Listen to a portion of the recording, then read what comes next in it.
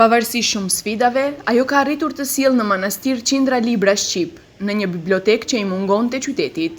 Emira Selimi, një vajzë nga Shkupi me plot ambicie, tash e 2 vite drejton bibliotekën të cilën e hapi me ndihmën e shumë njerëzve që dhuruan libra. Biblioteka funksionon çdo ditë dhe është në shërbim të lexuesve të manastirit.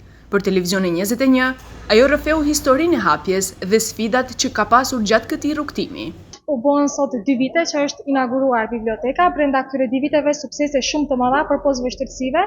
Sukseset e kanë zbehur ato vështirësitë që kanë qenë, mund të them, shqelma gjatë gjithë këtyre 2 viteve për ta parandaluar bibliotekën pa asnjë arsye, por fëmijët shqiptarë në manastir dhe prindrit e tyre kanë qenë mbështetja ime më e madhe që nuk jam ndaluar brenda këtyre 2 viteve, pavarësisht se ka pasur shumë tentime për ta penguar dhe ta dëmtuar që të mbyllet.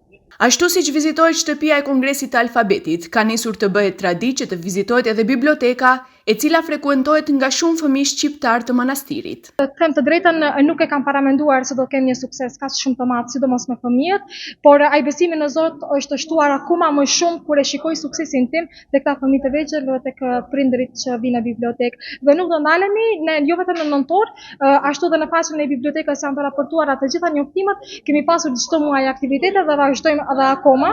Prindrit janë shumë falendërues dhe të kënaqur. Jemi tepër të kënaqur, domethënë këto organizime që kemi tani me fëmijët që bashkëpunojnë së bashku, asnjëherë nuk i kemi patur në manastir. Jemi tepër të kënaqur. Si ndjehen fëmijët? A mësojnë diçka sadopak dhe si ndjehen? A janë të lumtur se mësojnë? Parën shoqërohen.